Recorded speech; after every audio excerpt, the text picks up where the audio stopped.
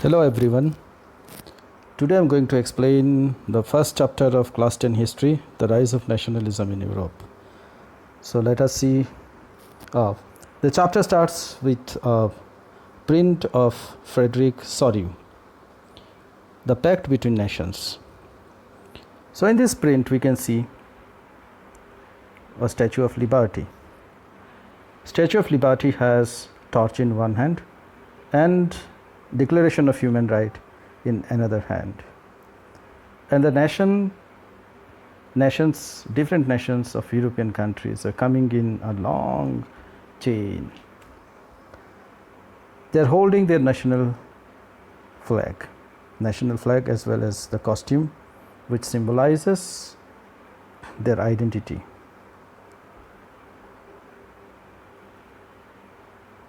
The dream of worldwide democratic and social republics. The Statue of Liberty has a torch in one hand and the Declaration of Human Rights in another hand. What does it signify? It signifies a universal symbol of freedom.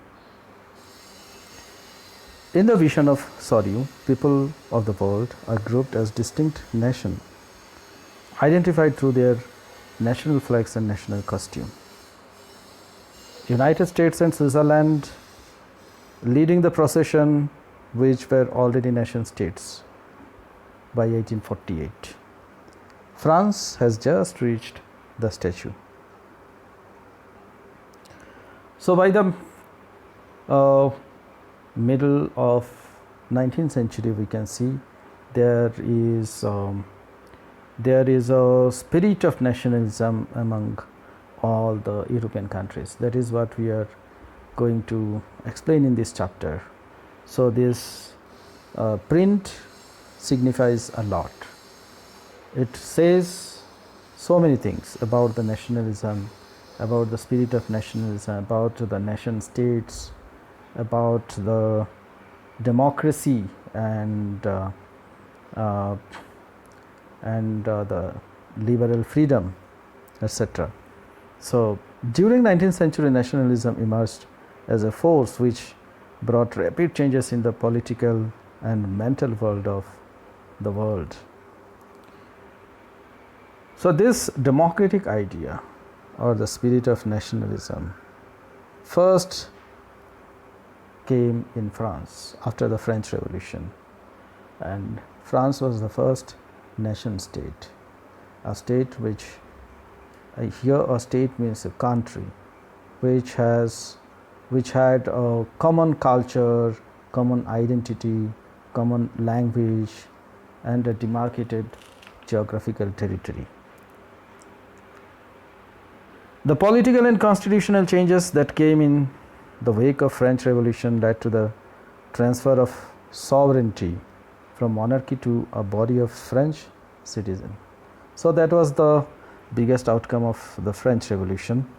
After the French Revolution, absolute monarchy was abolished, and in its place, constitutional monarchy came into existence.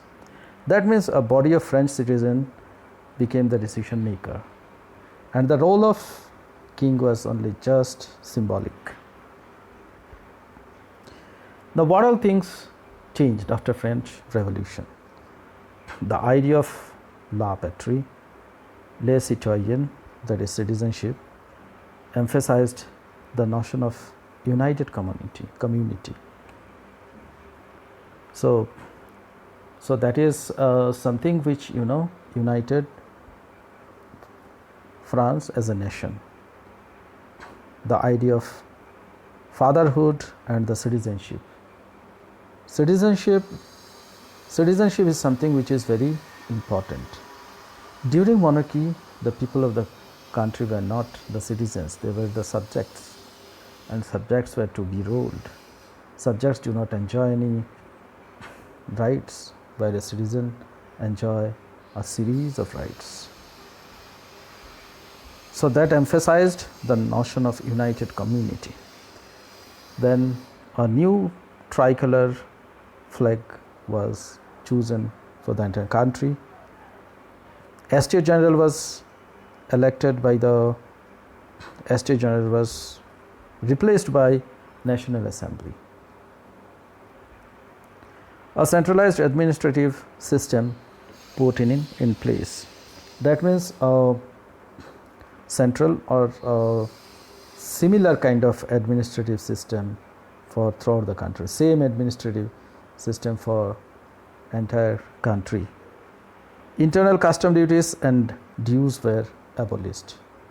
Before French Revolution, there were so much of trade barriers within the nation, only within the country, from one part of the country to another part. If a merchant was traveling, had to pay so many taxes, so many custom duties. A merchant clothier from Hamburg to Nuremberg had to pass through 11 different types of custom duties. So much of custom barrier was there, and as a result of this, trading was not something which was a very profitable business. Then after French Revolution, French became the common language of France. Prior to French Revolution, France was the language of the aristocrats, the people of first and second estate. They normally used to speak in French, and France was predominantly spoken in Paris.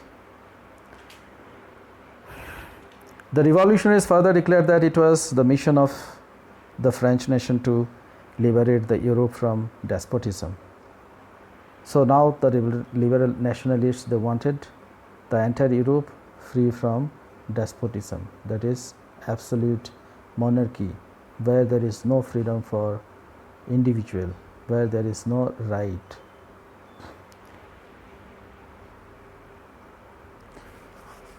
Spread of nationalism in Europe. Many revolutionary societies were formed, and they started spreading nationalism in other part of the Europe also. Everything was fine, but then what happened in 1799?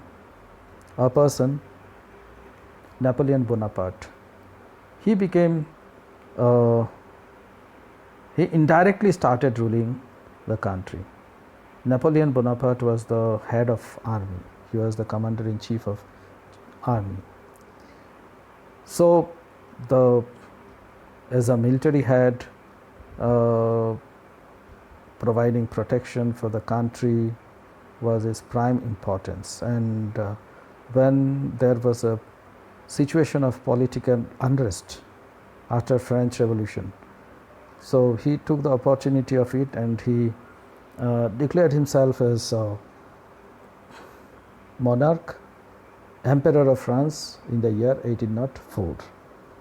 After French Revolution, as you know, a directory rule was started in France, and there was a clash. Often there was a clash among the directors. There was a communication gap, and the directors often used to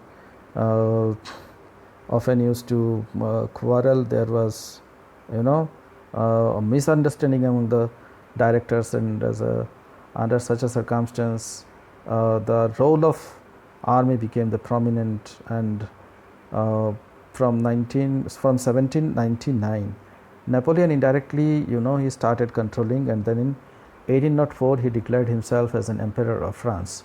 So with Napoleon, monarchy once again came back to France. However, in administrative line, Napoleon introduced many reforms. These reforms that Napoleon introduced were known as the Civil Code of Napoleon, or the Napoleonic Code of 1804. So Napoleon abolished feudal privileges. Feudal privileges, what do you mean feudal privilege? During medieval period, European society was divided. There were many classes in the European society, and there were people Their numbers were limited, their numbers were less. A few limited people enjoyed all the facilities, all the benefits. They had the birth privileges, they need not have to pay the taxes. They enjoyed a luxurious life. Whereas the other section of people who were the majority people, the peasants or the serfs, who were the third estate people, they had to do all the works. They didn't have their own land and they had to bear the taxes. So Napoleon stopped the birth privileges and he established equality. Prior to 1789, holding private property was limited to only the nobles, clergy, or the the people, those who were very close to the royal family. Okay. So Napoleon secured the property right. That means if anyone wanted to buy any land, they could do that and they could hold it. In administrative line, Napoleon introduced many reforms. He simplified administrative division by abolishing feudal system. Then he also did a lot of work in order to improve the economic condition of the country. He improved transport and communication for the faster movement of goods, for the faster movement of people. So that benefited the country a lot. Peasants, artisans, workers, they found a lot of freedom. They found a new freedom. Uniform laws, standardized weights and measures. Standardized weights and measures means a common mode of weigh and measurement. A common mode of weigh and measurement. So that is very important.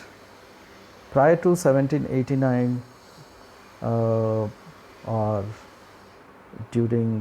before 19th century in Europe, it was like that only. There was no standardized weigh and measurement system. That means in one place one unit something meter, in another place something else. So for the merchant clothier it was very difficult. It was very difficult. If there is a unified standardized weigh and measurement, then it is very good for the traders, for the merchants. Anywhere they can go and they can purchase and they know what is the unit of measurement.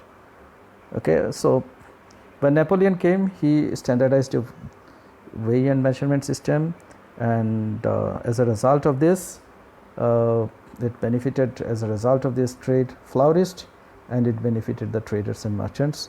Common currency, that was also another important reform that Napoleon introduced, common currency.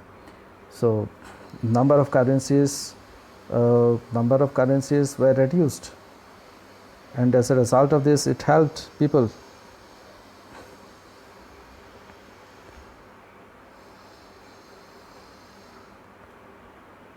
So Napoleon was an ambitious person. His ambition was to conquer, his ambition was to control entire Europe. So he didn't limit himself, bounded himself only in France. He invaded conquered other European countries, So people initially, they greeted Napoleon with a lot of enthusiasm, believing that they would also get economic freedom, they would also get the new freedom which Napoleon introduced in France. In many countries like Holland, Switzerland, the French military was, embraced. People greeted them. Areas controlled by French were made subsidiary to the French requirement. So then what happened? Ultimately, the initial enthusiasm or the initial cheerfulness turned into hostility. Very soon the people in other European countries realized the actual intention of Napoleon. So there was a resentment against France and Napoleon, and the main causes of resentment was loss of political freedom. They lost political freedom, that means right to vote. There was no right to vote, there was no freedom to choose the leader of the country, which is very important. Then increased taxes increased, and that increased the burden of the common people. Then censorship of news and views. Censorship means when somebody is not allowed to express his or her ideas freely, that is called censorship. The censorship of media was seized. As a result of this, there was a great resentment. Then, in order to realize his ambition of controlling the entire Europe, he started forced recruitment into French army to fight wars. So that also increased resentment, and people were not happy. So in my next video, I will continue this same chapter. If you have any question, you can ask me. You can always write in the comment box. And what is most important is that you have to, if you subscribe the channel, all the important updates will reach to you. Thank you. If you like the video, please share.